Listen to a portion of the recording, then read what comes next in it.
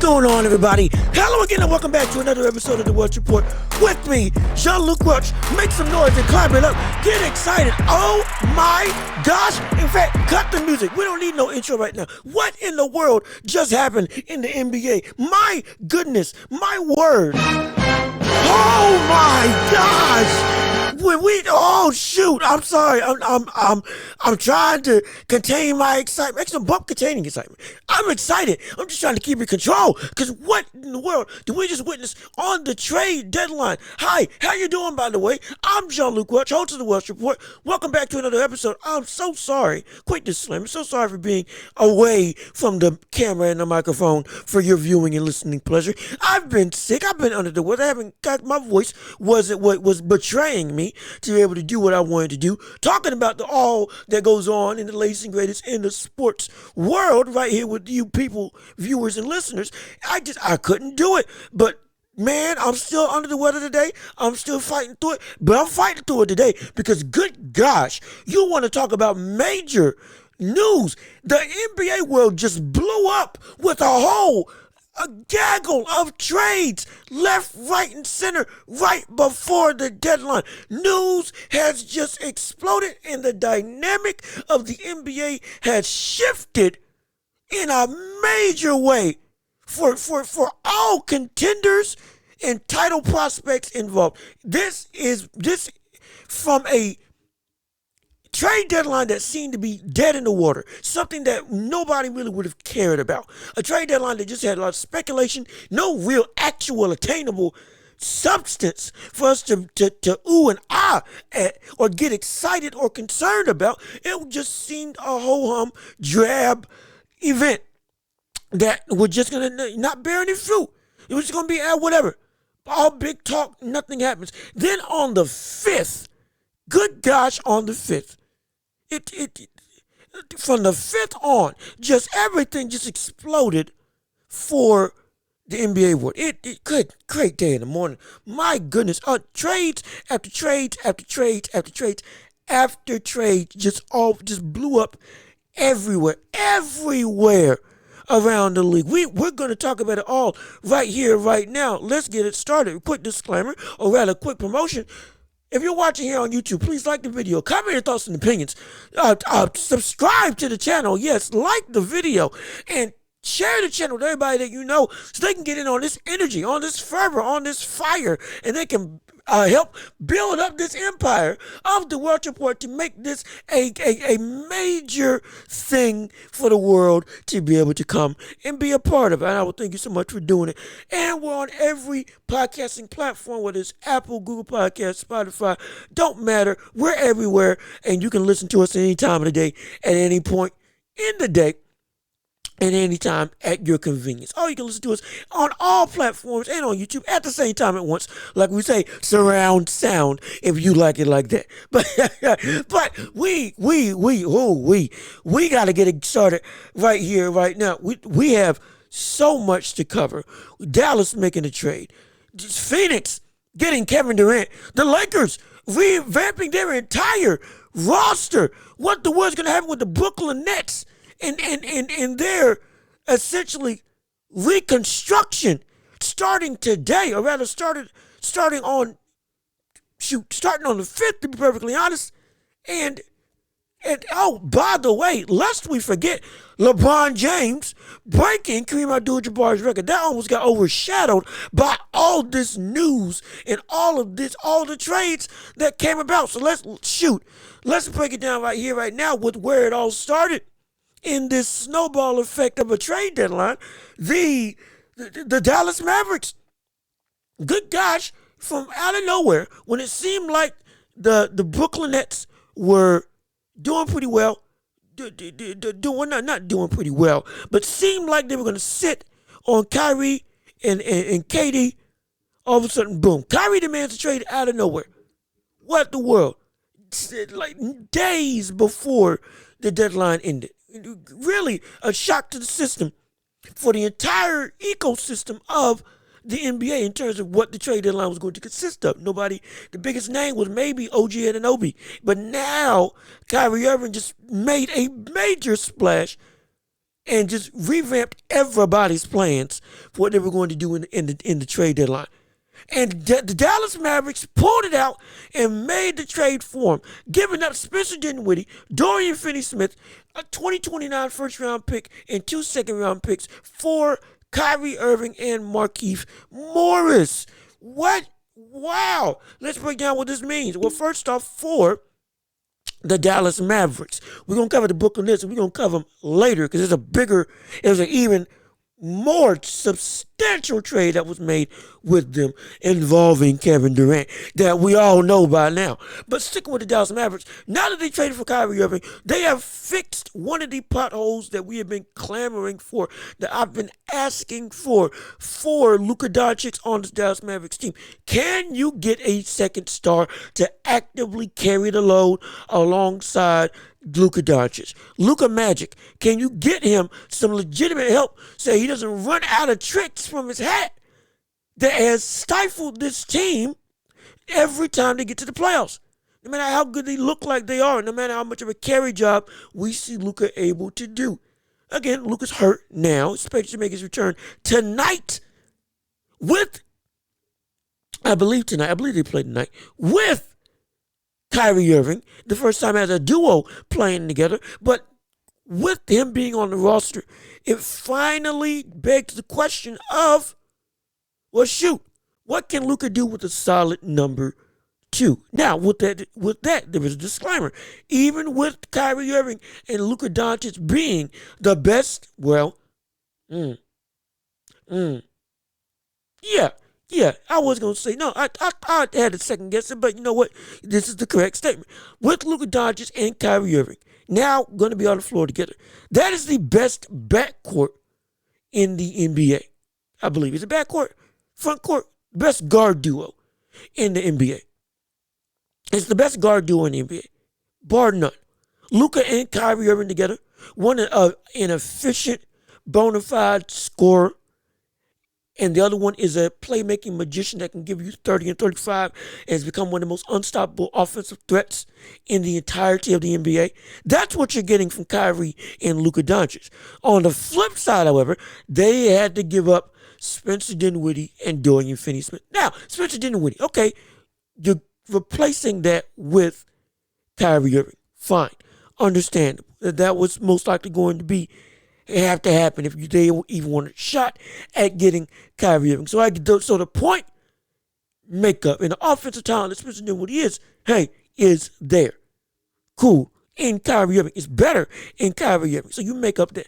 But now you lose some serious depth, not just in Spencer Dinwiddie, but in Dorian Finney-Smith, a great defender that can defend 1 through 4, to be perfectly honest, very well. And is one thing that Dallas already didn't have a whole lot of, which was defensive substance. Dorian Finney-Smith was, from my opinion, one of the, if not the best defender that they had on the roster.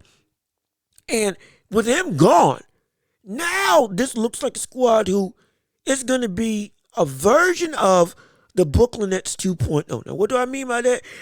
A offensive squad that, again, the offense is their defense.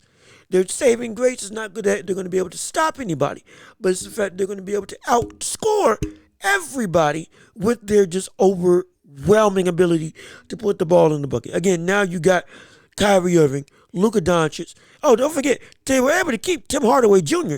as well. So that's a great piece. They can also put the ball in the bucket as a great third option in scoring. Powell is a lob threat, and then you got a bunch of other pieces on the roster that can just put the ball in the bucket. Reggie Bullock, I believe, is on the team. Reggie Bullock, just a knockdown 3-point shooter, and a bunch of other shooters spread out on that team. So it's not that they can't score, just they couldn't stop anybody. Now they've upped one aspect of the game and indulged another one in having worse defense, but having an even better offense that's going to be one of the scarier offenses in the entirety of the league.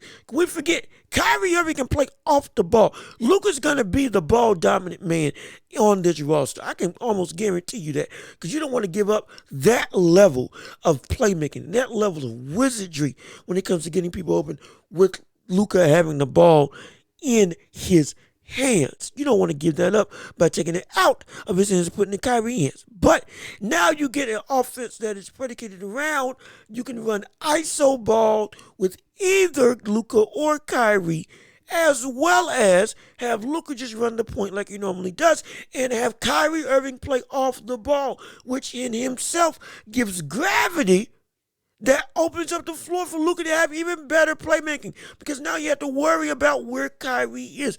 I'm not calling Kyrie Stephen Curry in terms of off-ball movement and being able to have weight off the ball. No, we understand that Kyrie Irving's probably the greatest, not Kyrie Irving, we understand that Steph Curry's probably the greatest off-ball player that we've seen in NBA history, at least for my money. And so because of that, because of that, now you get to see a very dynamic, very potent offense that also, if the game is close, well, lest we forget, Kyrie Irving is one of the best fourth quarter scorers in the NBA. Right now, it's I believe, at the tops potentially for most points scored in the fourth quarter in clutch time for NBA games. And so, if you need an explosion, now you got to shoot who you want to guard. Who you want to guard? You got both. You got one person who can just take it by himself, score by himself, in Kyrie Irving without any help whatsoever. And then you got Luka, who can do the exact same thing, but on top of that is a better playmaker. And whoever you give up, in terms of whoever you try to sag off of or not give as much credence to, they're going to use that and pick apart the defense and just pinpoint and get everybody else involved. Both of them have the ability to do that. Again, Luka can do it better, but the point still stands. Now you're looking at a very scary, dynamic duo of talent that can legitimately make us some serious noise in the West. I'm not saying they're going to win it, but what I am saying is the fact that we just saw with Kyrie Irving playing yesterday. We just saw what he can do just by himself with this Mavericks roster. Played phenomenally well. Got everybody involved. Offense was flowing. It was great. What I see from just Kyrie without Luka, this is a great fit. With Kyrie there, or rather with Luka coming back from heel injury, I believe tonight, this is going to be a very, not just entertaining, but a very interesting duo to look at for the rest of the Western Conference, let alone the entirety of the league, because of the fact that now you get two of the most creative, offensively gifted, player elevating, again, athletes in the NBA today, playing together, building chemistry from now up until the end of the season. We can see truly that if this squad can potentially rise up from the roadblocks that they consistently hit and make a serious run at a championship. If not this year, next year. Now, why do I say if not this year, next year? Because again, the one thing with this, if we have to ask, this is not hate, this is just the truth, whether or not Kyrie Irving will be here long term. We can look and gawk at all the good that we can see on this roster and all the good that we can see this duo bring to the table. And as unstoppable as we can see this duo be for the entirety of the league, how long is this actually going to last? Will Kyrie want to be here for the long term? Or will he ask for another trade come the offseason? Will he do it? Because again, he effectively forced his way out of Brooklyn because he didn't want to be there.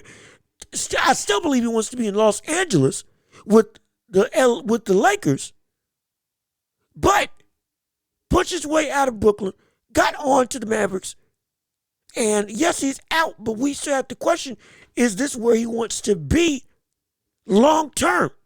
And whether or not any outside influences or outside quote unquote distractions or any outside dilemmas will cause this situation to go awry again. Whether they're controllable or not. That's what we have to ask. Because if he wants to sign long term with Dallas, now we have to look at if he does, what is it going to take for him to stay in a position? That's the question we have to ask now. What is it going to take for him to want to be in a spot long term? Because he said in Boston, I want to be here long term. In Brooklyn, if you'll have me, I want to be here long term. Now he's in Dallas. Is he going to make the same speech and the same sentiment of, hey, I want to be here and I want to build something here long term and actually commit to it? Or is it going to be a situation where by the end of the season and in the off season, when the trade deadline or when the trade window reopens for the entirety of the NBA, will he ask out again? Because it's only a 1-year deal, ends this year. At least the contract that he had coming from Brooklyn. Is he going to stay or is he going to leave? It's a legitimate question that needs to be asked when it comes to Kyrie Irving. Because I would love to see Dallas lock him up and look at that dynamic duo play for a long period of time. That would be phenomenal to see. And they did their job in getting him help. Still need to make some more moves to bolster up that roster. But for the time being, hey, this is great. This is great. It's not perfect, but this is just what we needed. If you're a Dallas Mavericks fan or if you're Luka, give me another playmaker. Give me another bona fide scorer and another bona fide star that can take the heat off of me. So that when the playoffs come around, they're not only looking at stopping me, and if they do that, they're able to win the game. Or containing me, if you're Luka, and if they can do that, they win the game. That's what's been going on in Dallas. Now you don't have that problem with Kyrie being there. Because now you have to put resources into stopping Kyrie Irving, or he'll kill you. But with that being said, is this only going to be a half a season thing? And is Kyrie Irving going to ask out in the offseason, or will he be here for the long term? And will the Mavericks be able to lock him down and keep him there for longer than just this year? That's what can potentially happen. That's the fear. But all in all, this is great. This is phenomenal. And this just started the spiral of what the world's going on in the NBA. Oh, lest we forget, going and continuing on with the I lost my train of thought. Gotcha, I got so excited. Continuing on with the trades that were going around, good gosh, the Suns made it happen. The Brooklyn Brooklyn traded away KD to the Suns for Malik Bridges, Cameron Johnson, Jay Crowder, 4 first-round picks, and a 2028 pick swap. Wow. First off, we're going to start with Phoenix. Phoenix, you made a great move. This is a phenomenal move because now you have a legitimate big three that won't implode like we saw with Brooklyn.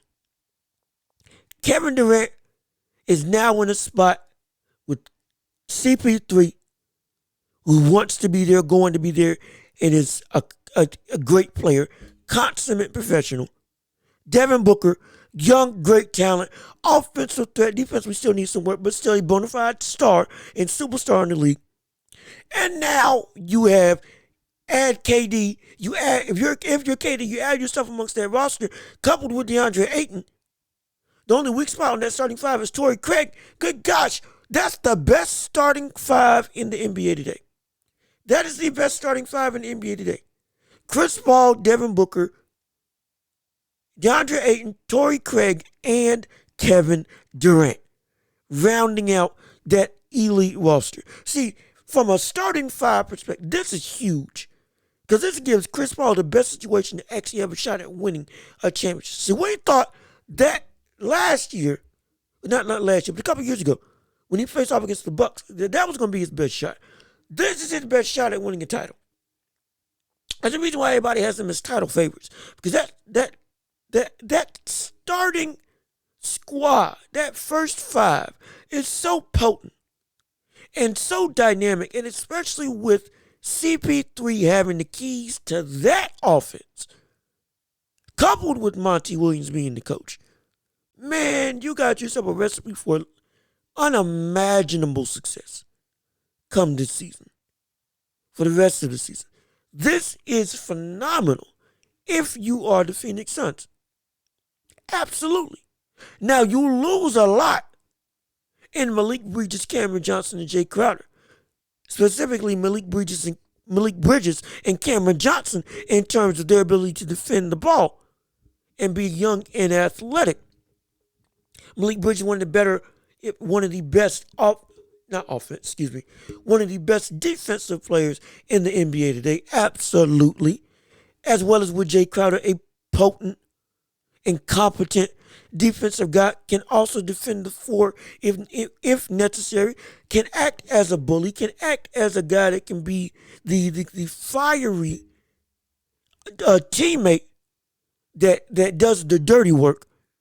And then Cameron Johnson, what is he, 6'9", 6'10", power forward who can pull up and can get to the basket on occasion, a great young talent. You lose that. And with that, you lose a whole bunch of depth. Yes, you do. You lose a whole bunch of depth when it comes to that Phoenix Suns roster. Phoenix Suns, outside of Dario Saric, ain't got nobody coming off the bench. Except for what, Cameron Payne and Dario, that's it. But for a roster this top heavy,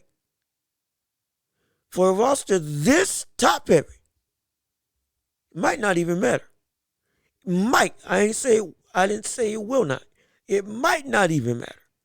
Because now you have a roster that is built where you can have one star on the court at any given point in the game.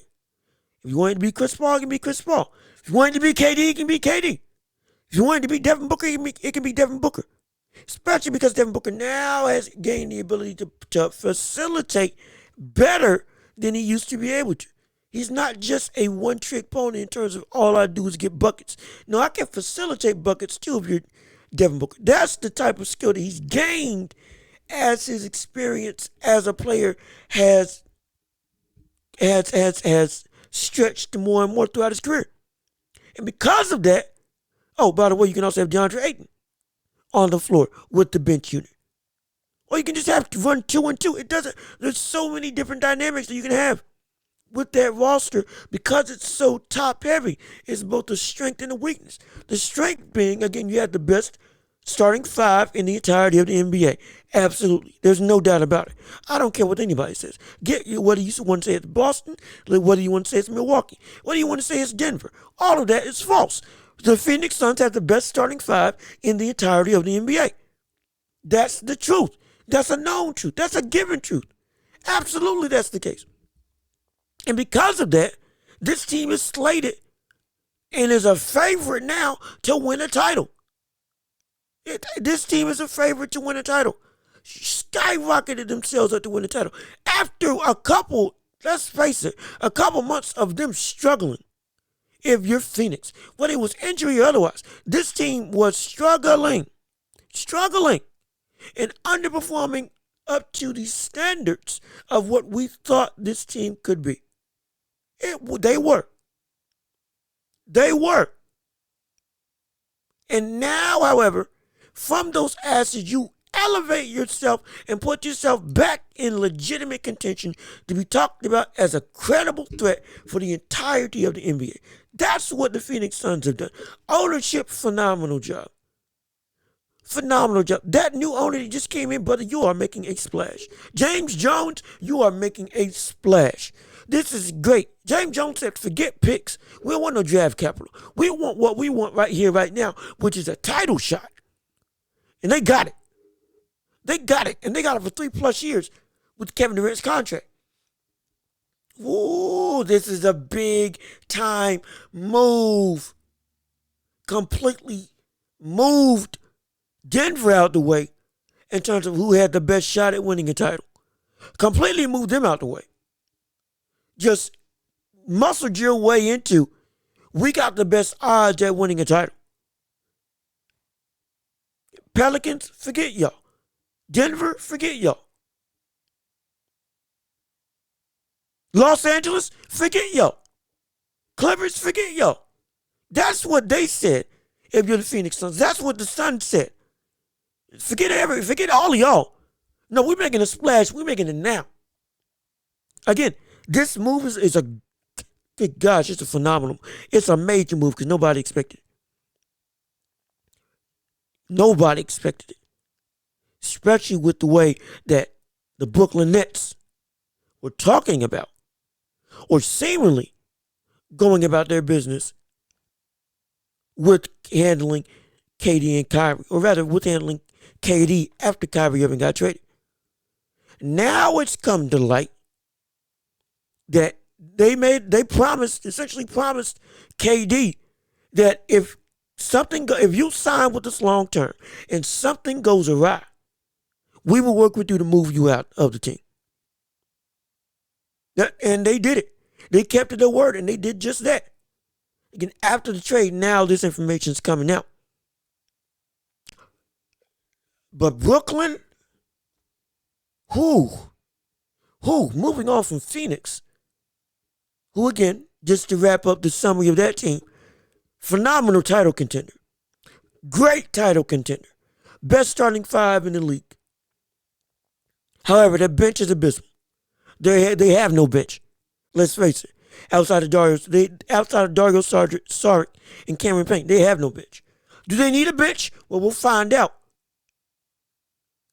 In this league, you need depth if you want to be able to really make a splash.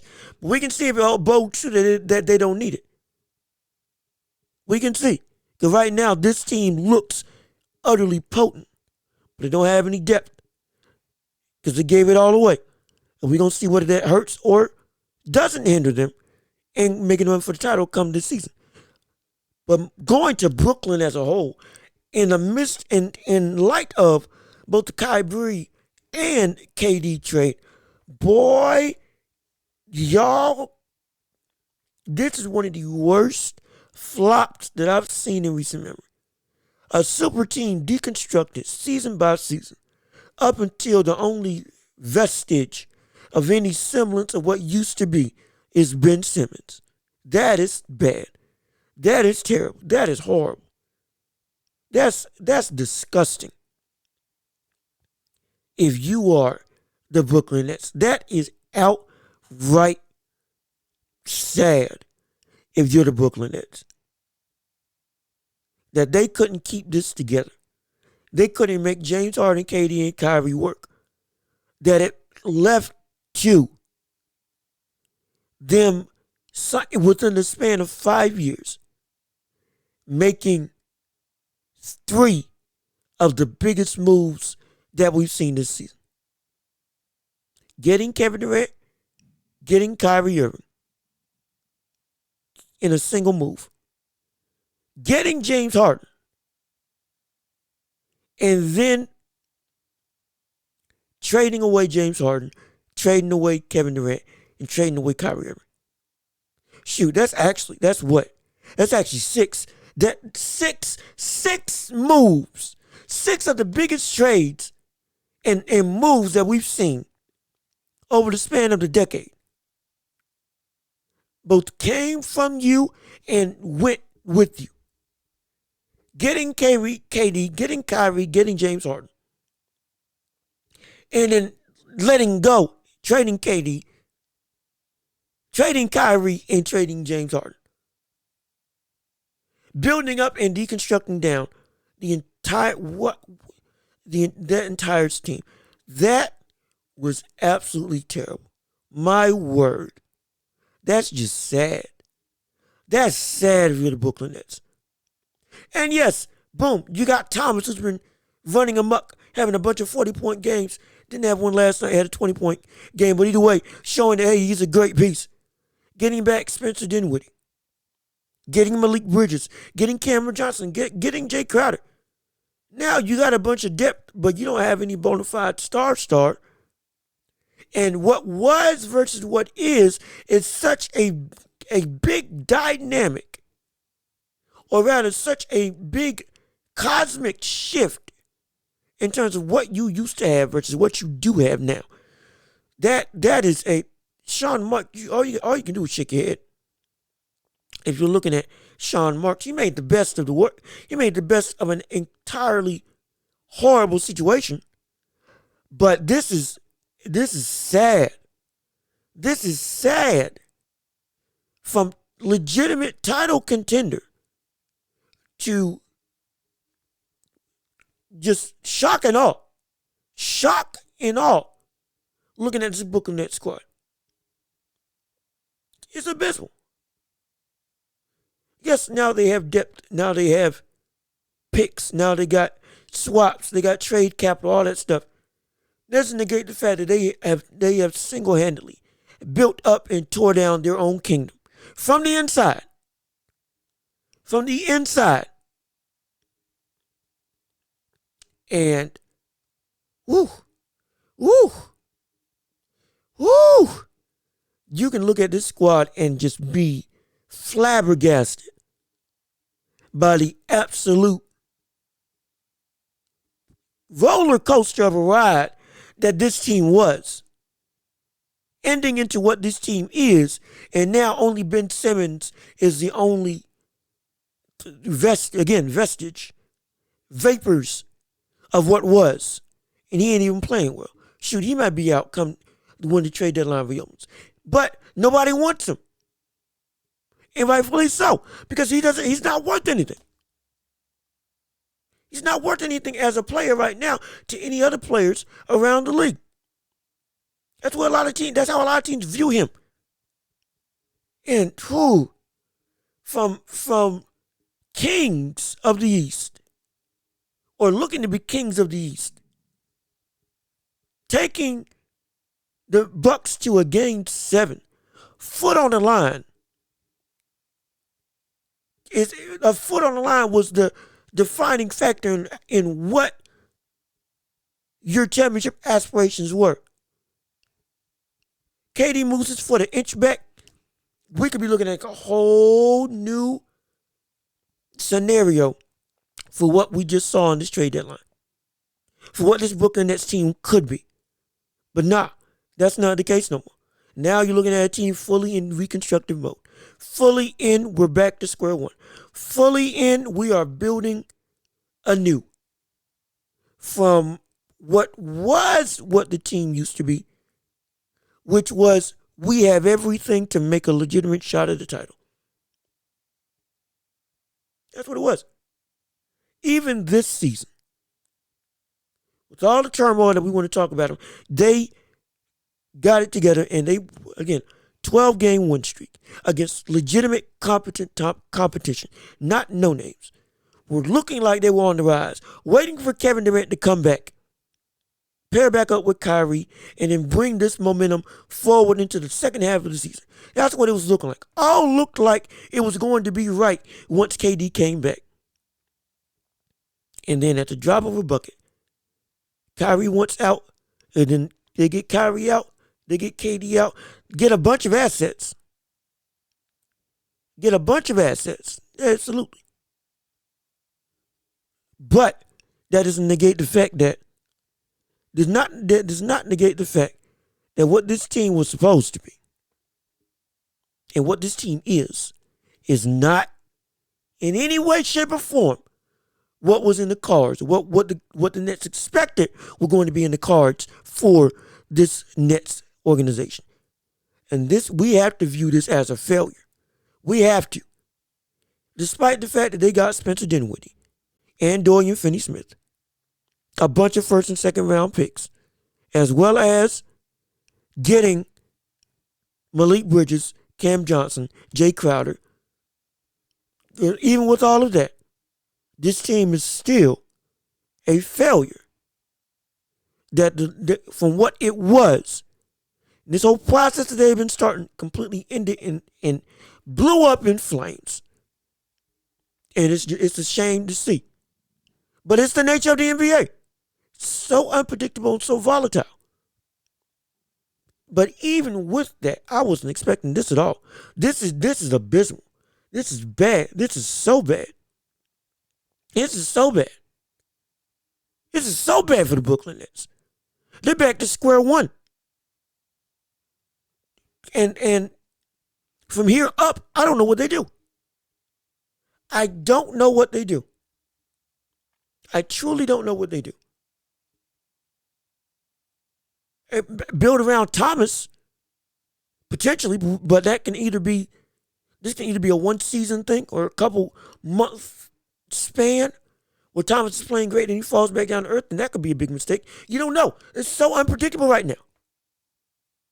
It's so unpredictable right now for what's going on in Brooklyn. But we can only categorize this whole experiment from Brooklyn, this whole championship aspiring movement that Brooklyn made throughout the seasons, as a failure.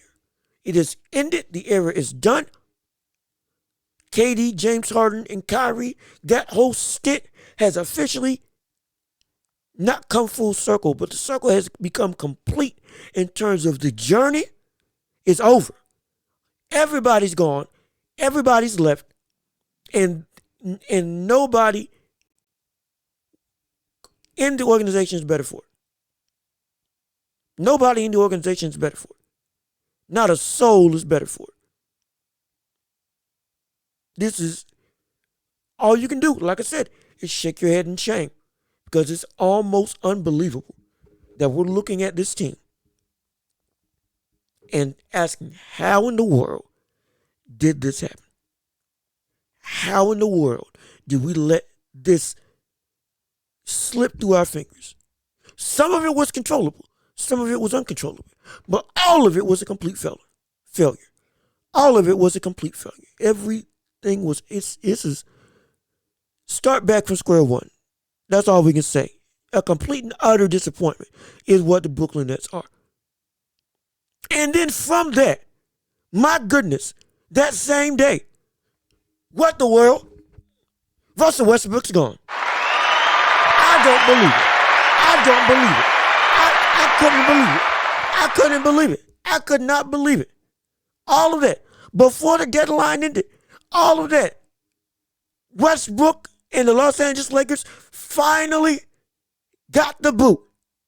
The Lakers, amongst all of this and all these trades, made the decision to cut ties to Russell Westbrook, let him go, move him off the roster, get him out of here in a 3-team trade where Minnesota and the Utah Jazz, where Minnesota gets Mike Conley, Nickeil Alexander-Walker, 3 second-round picks in 2024, 25, and 26.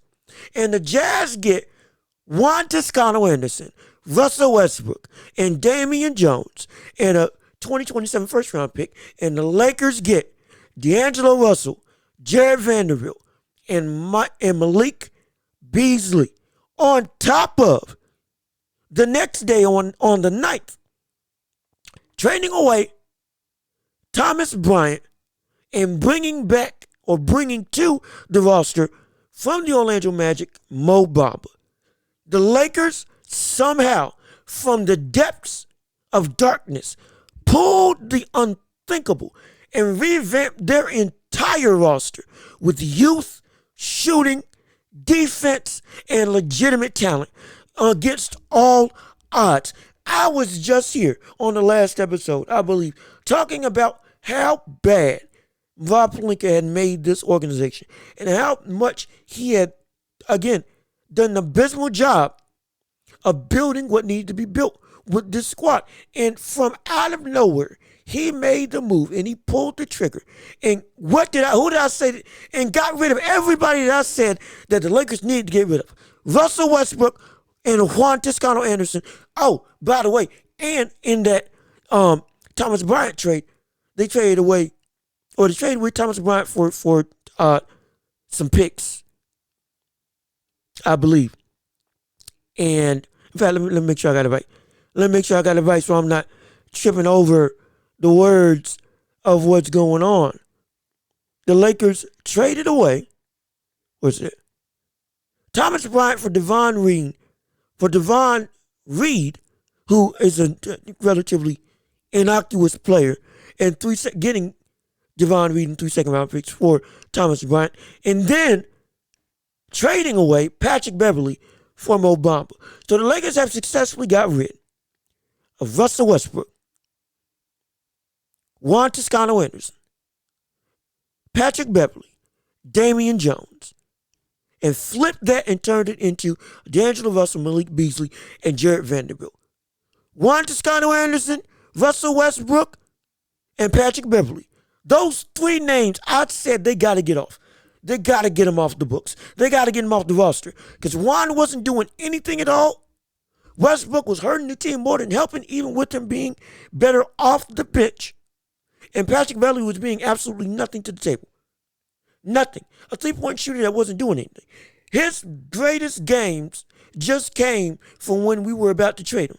When I say we, I'm talking about the Los Angeles Lakers. Again, I'm a Spurs fan, at least until Greg Popovich retires. But for the Lakers, Patrick Beverley did absolutely nothing. All of a sudden, when he was getting ready to get traded, and deadline was approaching, what happened? Put back dunk out of nowhere, clutch threes out of nowhere, making moves out of nowhere, playing like I've never seen him play before over recent years, becoming memeable more than ever he's been memeable before. What the world? All of a sudden, it was like he was playing for his job. But this team got rid of every single piece that I was hoping that they would get rid of. Hoping because I thought it would never happen. Moved from Russell Westbrook while his capital was still high. Highest it's ever been, and probably ever will be at this stage in his career. Got rid of him and moved him off the books. Got rid of Juan Toscano, who was, again, unused, was doing nothing even when he was on the floor. A 6'6" brother that was athletic but wasn't doing a lick of anything. Damian Jones, they never used, and Patrick Beverley, who was whatever. Thomas Bryant, they moved. He was unhappy with his role. And while I wish they had actually put him in the starting rotation with Anthony Davis, because when Anthony Davis got hurt and he was playing, he was putting up some major numbers. Legitimately became an offensive talent. Showed what he could do and was a great 3-point shooter. Averaging with 16, 18 points a game. Had a couple 20, 25-point games. Was playing phenomenally. And then when AD came back, got his minutes and role severely reduced, I wish the Lakers hadn't done that. But even with that, this move is great. Because now you get D'Angelo Russell, phenomenal shooter. Malik Beasley, shooter and defensive presence. Jared Vanderbilt, shooter and defensive presence. And Mo Bamba, defensive anchor, who, can come off the bench or start. In a perfect world, they would have him starting with Anthony Davis. Because Mo Bamba, we're not a great shooter, but can pull it deceptively because with his size and can play center. AD can play power forward like he likes to play. All is right with the world. And then you can run a roster of D'Angelo Russell shooting the best case scenario. D'Angelo Russell, Rui Hachimura, LeBron James, Anthony Davis, and Mo Bamba. That's what you could run with this roster. Then off the bench, Schroeder, Malik Beasley, Jared Vanderbilt, and then Wayne Gabriel. Even though I hope they go out and get another center through the buyout market. And whoever else you want. And then Austin Reeves. Excuse me, I forgot. Now the Lakers have depth. Lakers have shooting. Lakers have defense. Lakers have youth. Lakers have talent. Lakers have floor spacing. In the first game without Russell Westbrook, they led the Milwaukee Bucks for almost 3 quarters. Inevitably, they lost because, again, the Milwaukee Bucks are a better team.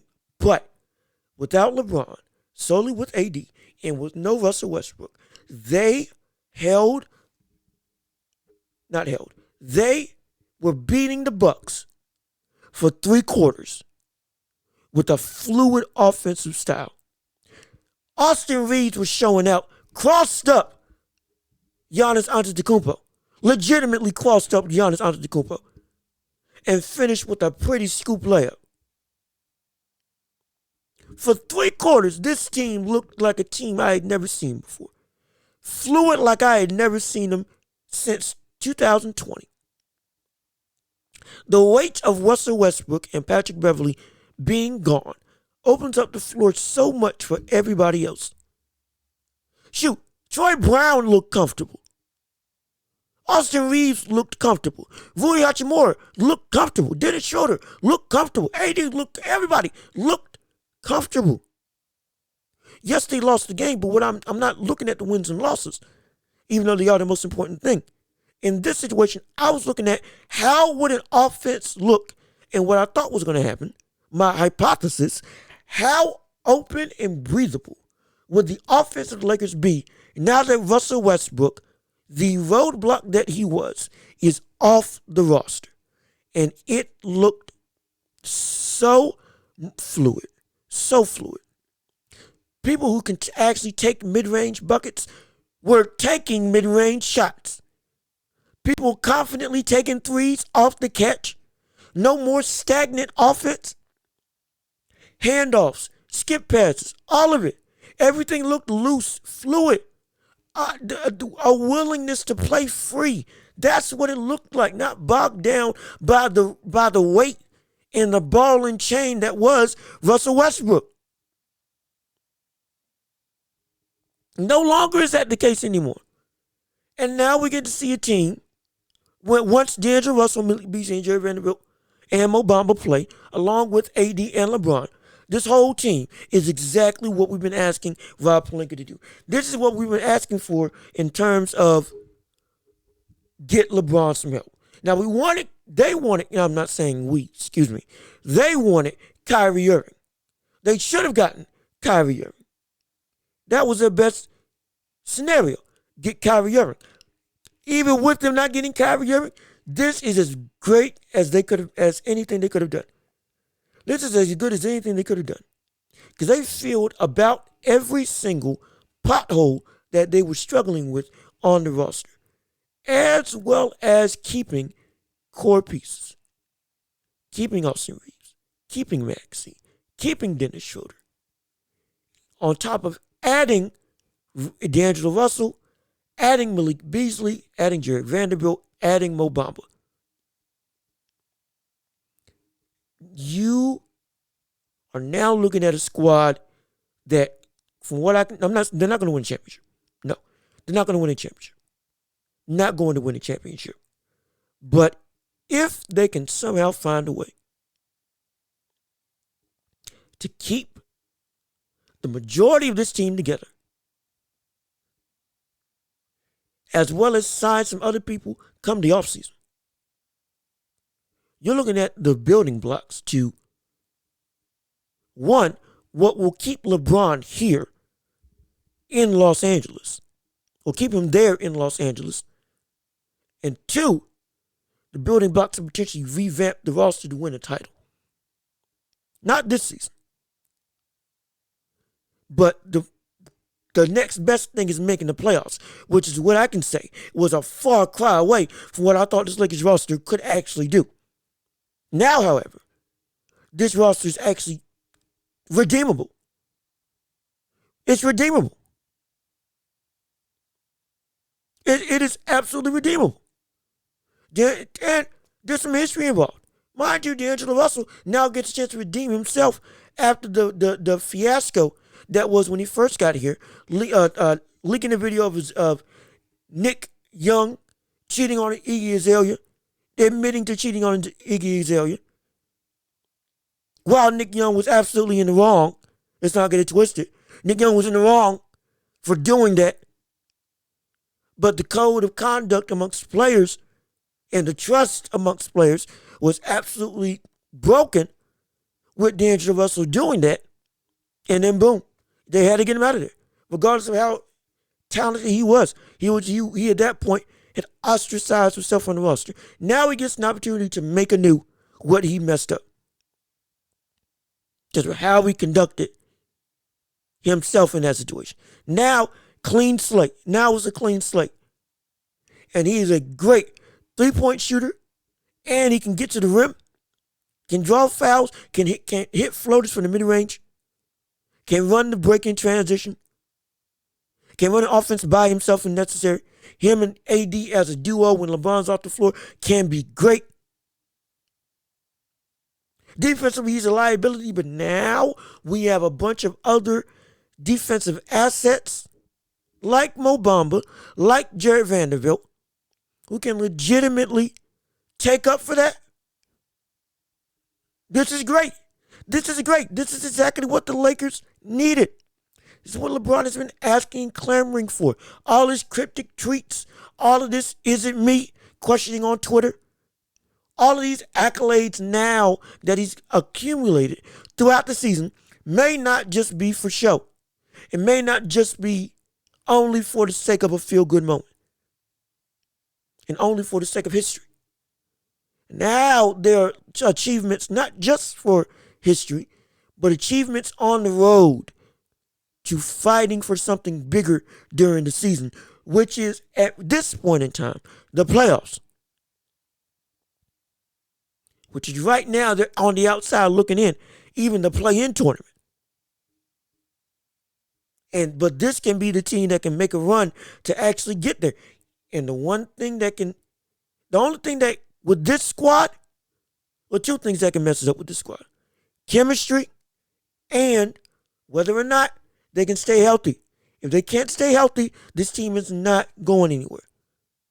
And of course, yeah, we say that for any team. Well, they can't stay healthy. Well, there's nothing they can do. But no, with this squad individually, if they can't stay healthy, their shot is done.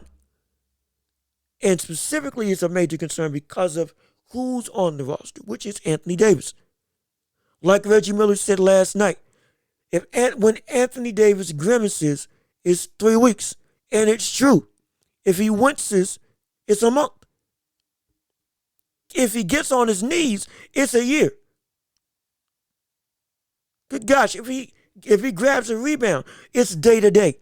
That's what it's like with Anthony Davis. Injury prone, like nobody's business. Ankle or back, it doesn't matter. The brother's hurt all the time. I wish he would switch to high top shoes that gave him more support. Doesn't make no sense why he's wearing Kobe's every day. And I don't want to hear, oh, that doesn't make a difference. Yes, it does.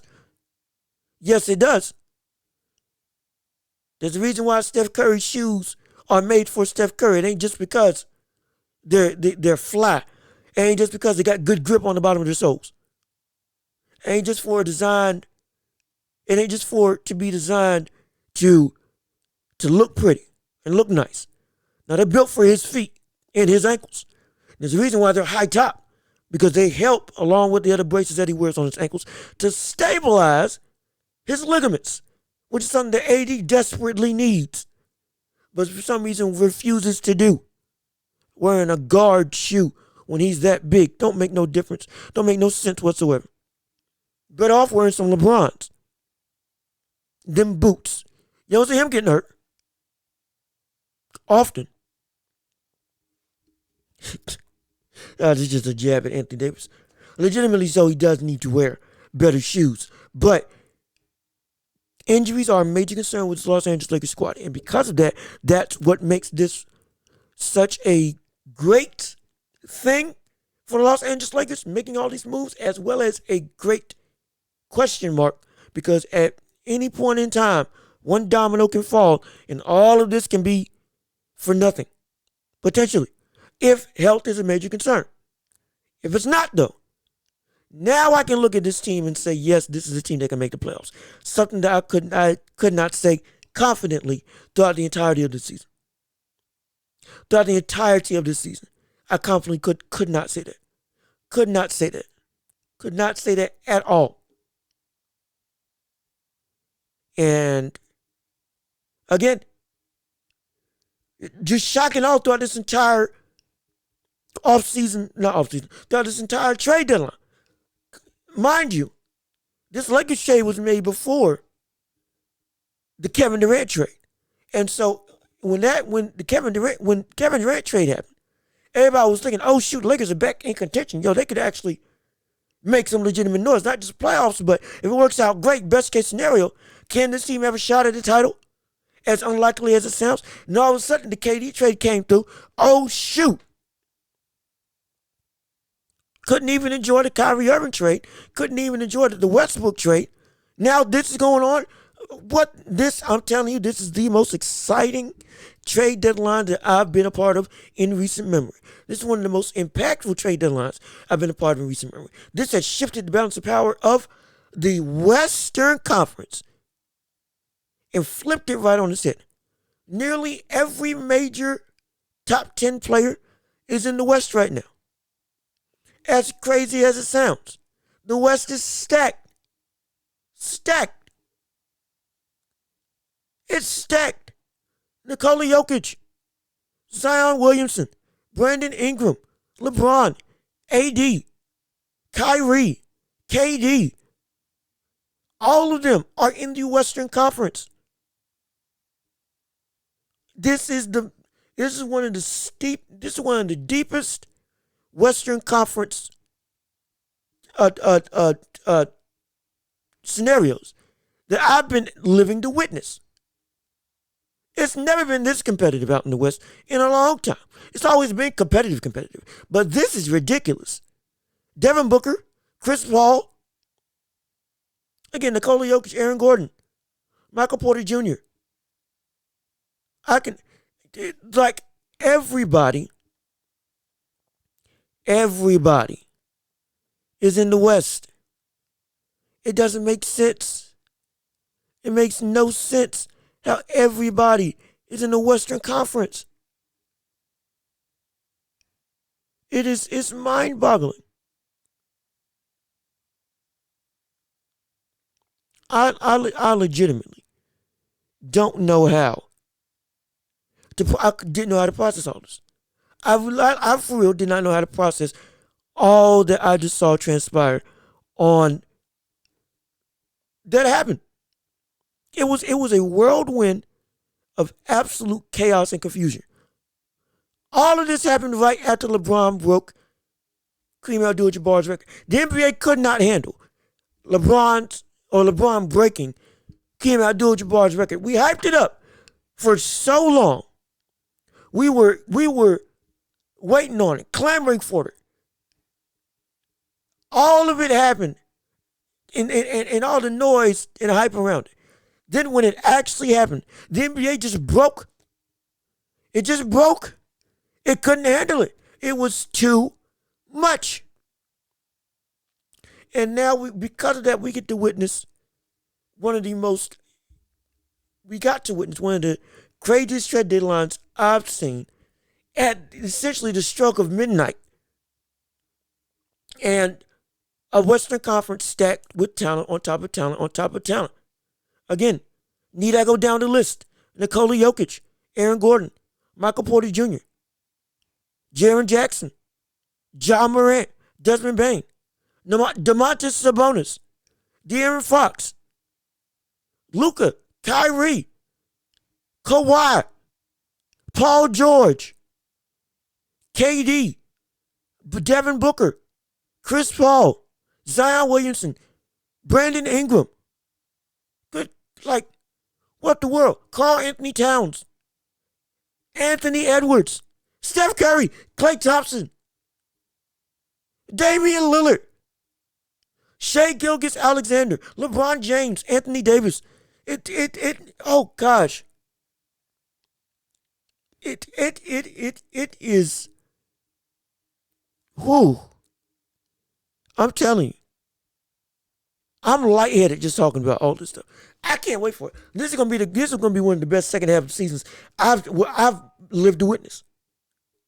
I am wholeheartedly here for it. I'm here for the craziness. I'm here for the drama. I'm here for it all. And we can see even more moves happen come in the offseason because a lot of these players are only on 1 year deals. A lot of them are only on 1 year or at the end of their contracts. So after this season, if a team doesn't choose to sign him or doesn't have the money to keep him, we could see even more moves across the entirety of the league. Couple that with what's going to happen in free agency, it's about to be just a crazy experience throughout the entirety of the year.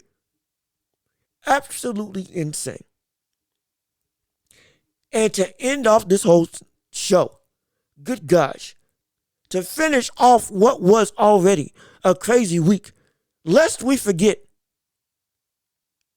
it just about begun with LeBron James breaking one of, if not the greatest NBA record in history. He, on Tuesday at 12:05 a.m., or was it on a Wednesday at 12:05 a.m., or late Tuesday, whatever it was, nearly at midnight or close to midnight on a Tuesday night, became the all-time leading scorer in NBA history. With 38,390 points, surpassing Kareem Abdul-Jabbar on a fadeaway two from the top of the key, from the free throw line. Let me tell you something about how impactful this record truly is. We were hyping up about it, like I just stated before. Hyped it up to Kingdom Come. I legitimately thought that I was going to die before I saw this record be broken. I thought that I kid you not, I thought that I was going to die before I saw LeBron James break Kareem Abdul-Jabbar's record. It was going to be legitimately something that I only thought was going to live as a pipe dream. Just an unattainable number. A number that, to be perfectly honest, seemed unimaginable, unattainable, utterly impossible, an absolute a dream. That's what it was. That's what I truly thought it was going to be. It was a dream of an accomplishment. Because the reason why you hear so many people, you hear so many times, people consistently talk about these old accolades. People constantly talking about what they got to witness in terms of major events. The shot for Michael Jordan, or Wilt's 100-point game. I doubt nobody's alive to have seen that. Watching Oscar Robertson play, George Gervin's finger roll, watching Michael Jordan score 63 at the Garden, or excuse me, was it 63, 68 at the Garden? Kobe Bryant's 81-point game.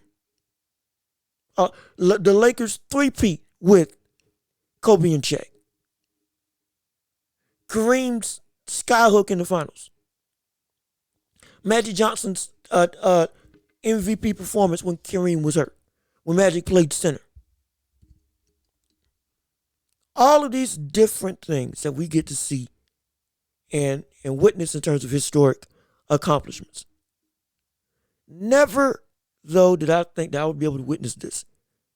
This is something that, it's been 40 years, almost 40 years, since this record was established by Kareem in 1984. And up until now, nobody has seen it broken. People have died with the solace and the confidence in that the record would never be broken, that the record would never be touched. Both athletes and fans have killed over, passed on, crossed over to the other side, rested in the embrace of death, with the confidence that Kareem Abdul-Jabbar's record would never be broken. I thought Kareem Abdul-Jabbar would die before this record would ever be broken. I thought the big three of centers, Bill Russell, Wilt Chamberlain, and Kareem, all of whom had in some way or another had a relationship and played against each other in some connective way. Bill played against Wilt. Wilt played against Bill. Wilt also played against Kareem. And Bill got to watch them play against each other. They're all connected. That big trio. All of them are connected. I thought that trio would die along with me before I got to see Kareem Abdul-Jabbar's record be broken. And it was broken by a pass first guy in LeBron James. This begs a legitimate question. Not just in the greatest of all time argument, but in terms of as a scorer, what do we categorize LeBron as now? Because people often said, doesn't have a killer instinct, isn't clutch, kid doesn't have a bag, can't score like a KD or Kyrie or whatever. Doesn't have the ability of a Kobe Bryant. Yet we're sitting and looking at this, seeing what this happened, seeing 3,000 or 38,390 points and counting for a pass first guy. It doesn't make sense. And anybody who wants to negate this as a legitimate accomplishment because of it's a longevity achievement. One, Kareem was averaging 10 points when he broke this. LeBron's averaging almost 30. Has done that for the past couple seasons. On top of that, if you want to bring up the whole, but Michael Jordan only played 13 seasons, or was it 15, 13 seasons, retired, and then came back, and then retired again. If he didn't take the break, this would be further along. I'm not neglecting whether that would be or wouldn't be the case. But the flip side to that is, even with that being said, and him being a dominant scorer, it doesn't change the fact that not only has LeBron done this, but he has not stopped doing this. It's been 20 years straight that he's done this. That he's been able to play at this high of a level. Then you would probably bring up, Michael Jordan only played less than LeBron, and LeBron got an earlier start at the age of 18. I rebut to you. Jordan also went to college, got coached under, was it Roy Williams?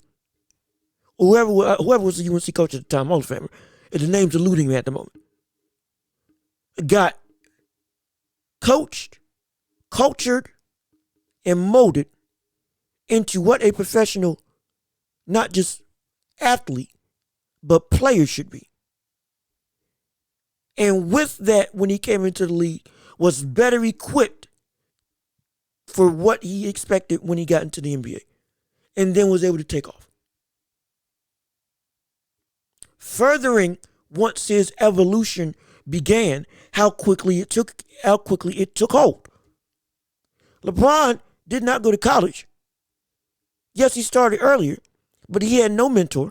He had nobody guiding him. He had nobody to teach him about professionalism and how to carry himself, not just off the court, but even on the court as well, and how to manage himself and adapt himself versus what he's going to go up against in the NBA. He did not have that. He had to learn that on his own. And from that, he did this. From that point on, he went and never averaged 20 for his entire career, or never averaged under 20 for his entire career. From year one on, never averaged under 20 for the entire career, while having all the keys put on his shoulders from the jump. Even when his team neglected him. Remember, Darius Miles was in the interview saying we don't need LeBron. I don't recall that happening with Jordan when he got on the team. I don't recall LeBron having a mentor to guide him and prepare him for the NBA like Jordan did.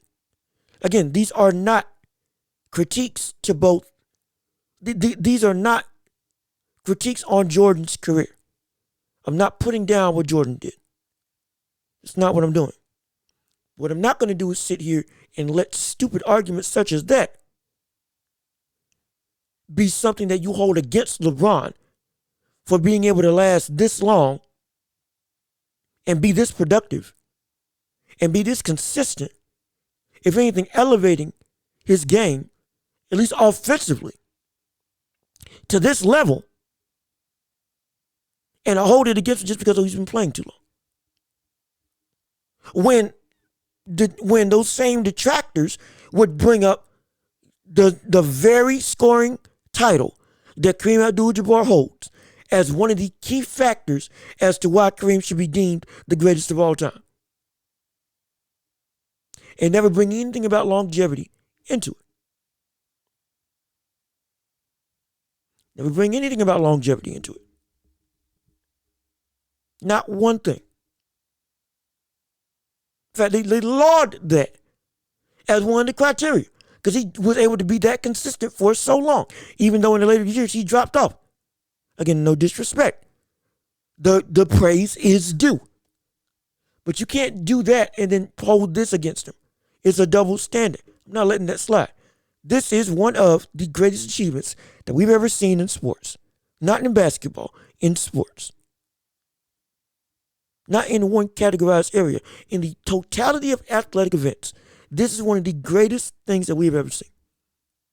And he did it taking less shots than Michael Jordan. At a higher field goal percentage than Michael Jordan. At better efficiency than Michael Jordan. I'm not comparing the two.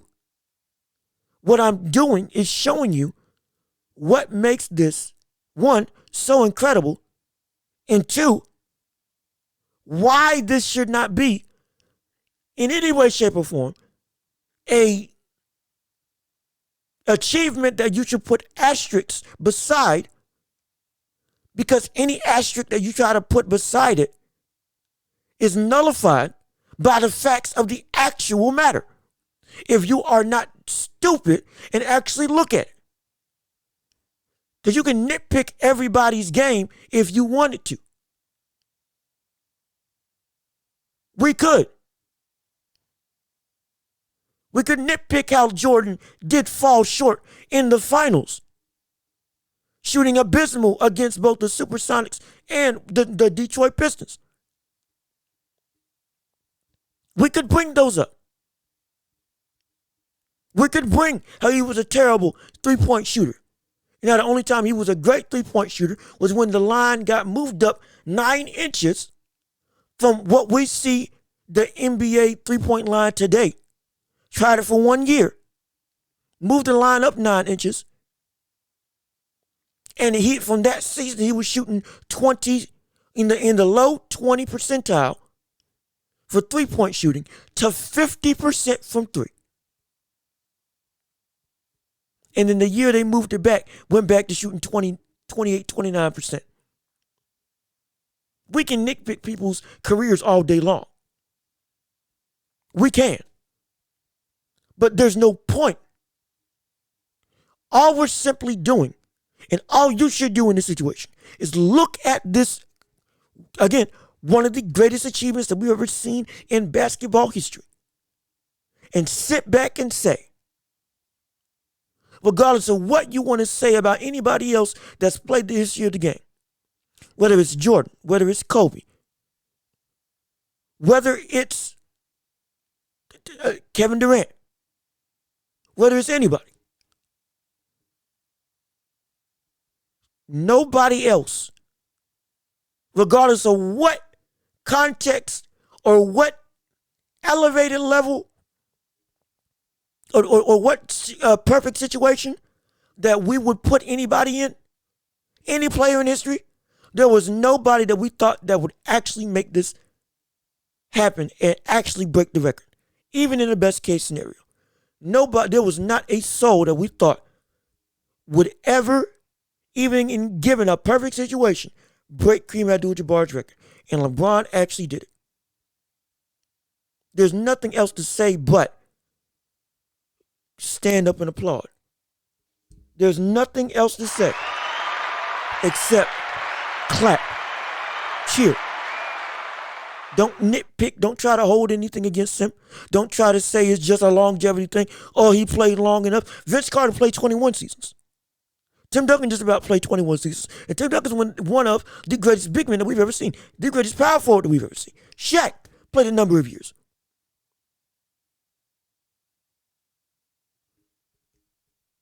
I can keep going down the list of players who played long. Incredibly long. And couldn't do what he's done. That's not just longevity. Because if you're just saying longevity, you can use that as a point of detraction for people. Oh, well, if you're in it long enough, you'll inevitably do it. This isn't a point of detraction. This is greatness. We are witnesses to what we're seeing from LeBron James. And I don't care how you feel about him. I don't care where you have him. Unless it's not top 2. Then I have a problem. But amongst that, I don't care where you have him. I don't care who you feel is better. I don't care. I don't care. The only thing for this specific situation that I care about is that regardless of who you root for, regardless of what era you watch basketball in, regardless of how much you love or hate LeBron, regardless of how much you're passionate about him or how much you don't care about him, regardless of how much of a fanboy you are about Jordan or not, I don't care. This is the situation. This is a point in time when everybody should be able to just look, stand, sit back, and be in awe. And just simply give props to, he's one of the greatest to ever do it. This is special. Or this is one of the most special things that I've ever witnessed. He made the impossible possible when even the best that we've seen couldn't make it happen. Regardless of who you think the best is, even the best that we've seen couldn't do this. And he did it. We've seen the game evolve and nobody come close. We've seen the game open up and nobody come close. We've seen the game change and nobody come close. And he actually did it in a versatile way.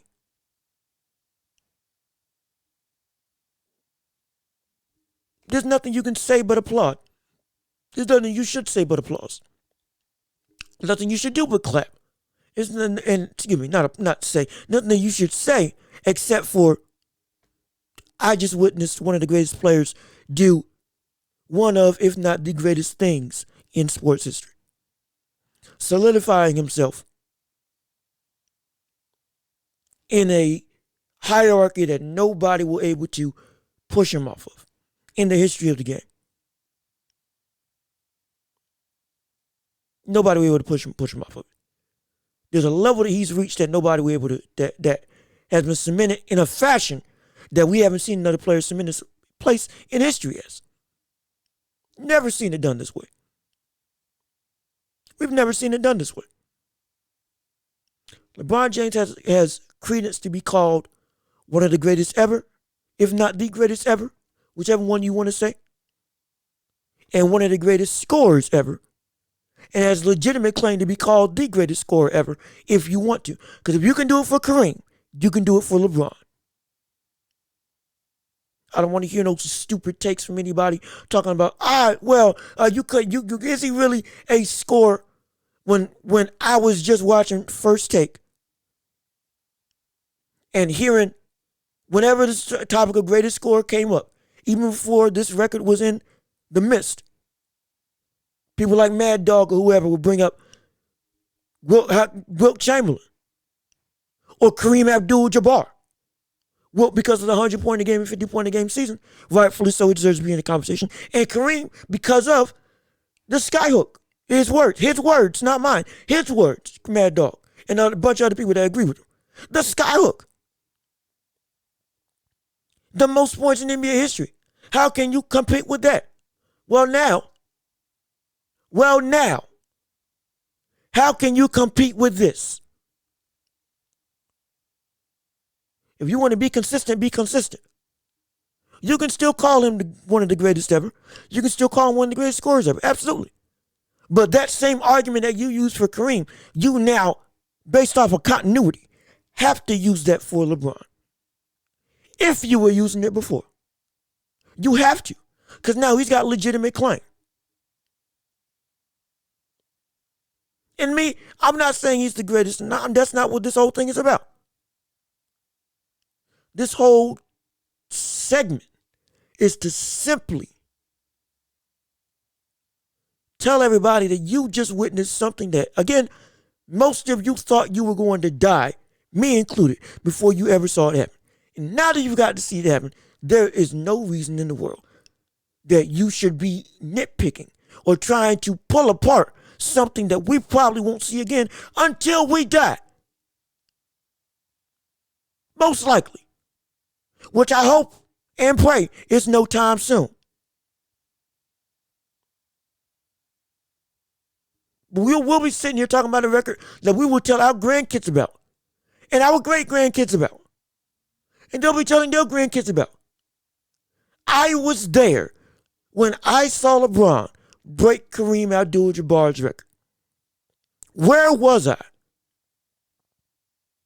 And I can ask other people, where were you? We are a select generation that's able to say, where were you when you saw LeBron break Kareem's record? That's the moment that we're living in. Don't cheat that by doing what the NBA world likes to do and try to nitpick and tear apart a legacy-defining moment, all because it doesn't work in favor of a player that you deem as the GOAT, or because it's a player that you don't like. That's stupid. That's ignorant. It's ridiculous. And you're cheating yourself and every other fan who watches the game of basketball. There's no reason for it. And I ain't letting it happen. We are witnessing greatness and we are going to appreciate it until it ends. I'm not going to let myself get swayed and get clouded because people want to say something just to get a rise. Just because, it's not Jordan, or it's not Kobe, or it's not their favorite player. Rah, rah, rah, all that stupid mess. We ain't dogging with that. It's not how we run in here. Witness greatness, appreciate greatness. After that, you can have a sensible debate. But in strictly talking about what was done, don't cheat it. Don't cheat what was done. Do not cheat what was done. Because if you are, you're only cheating yourself. That's the bold truth. You're only cheating yourself if you do something stupid like that.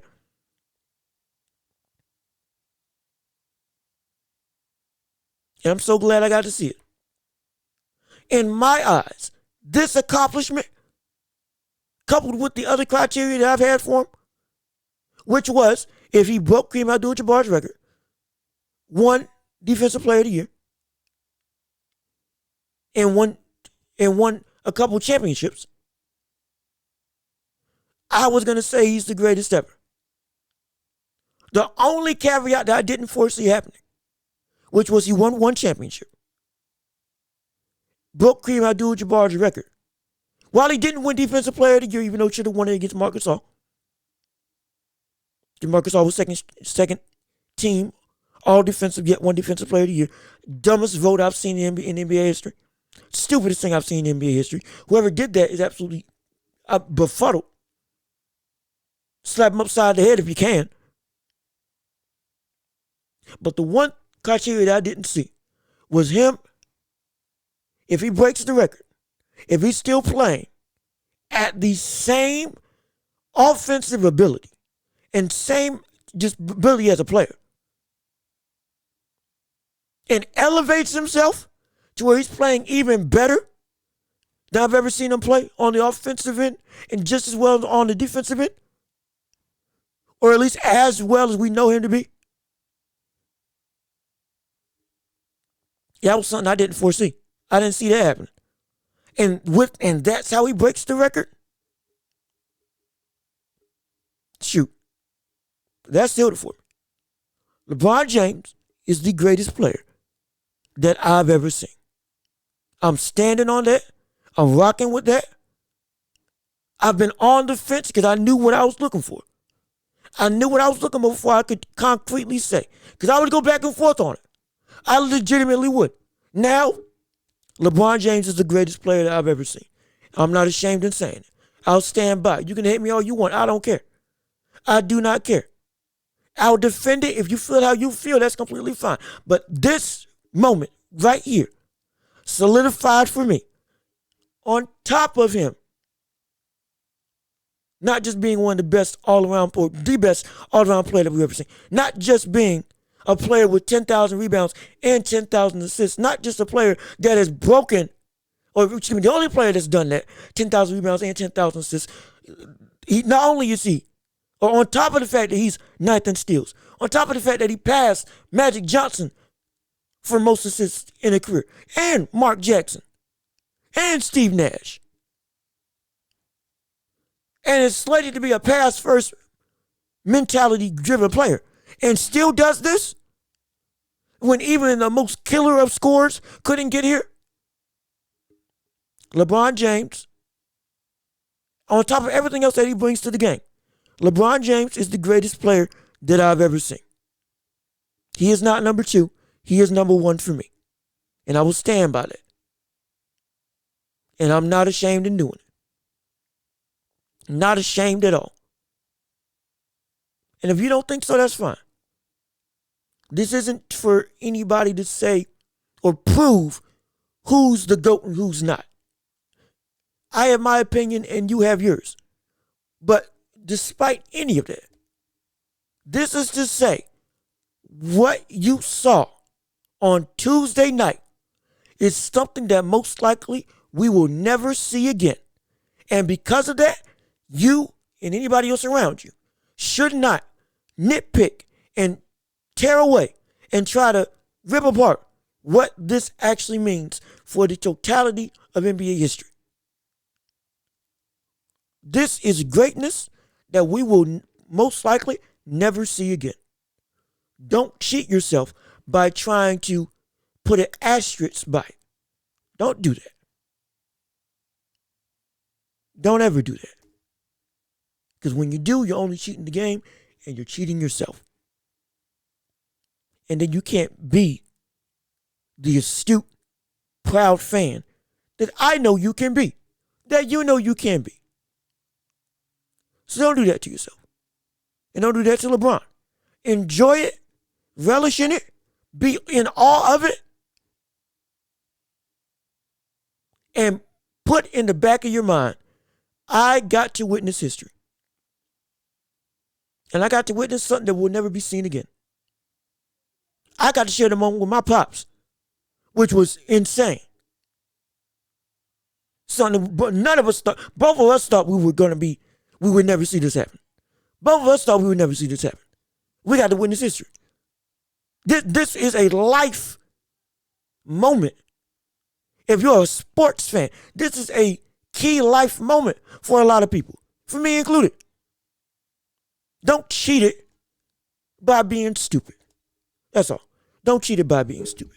So, this has been another episode of the Watch Report. I've been your host, Jean-Luc Watch. My gosh, there's been so much that's been going on in the NBA. It's ridiculous. We still got more to come.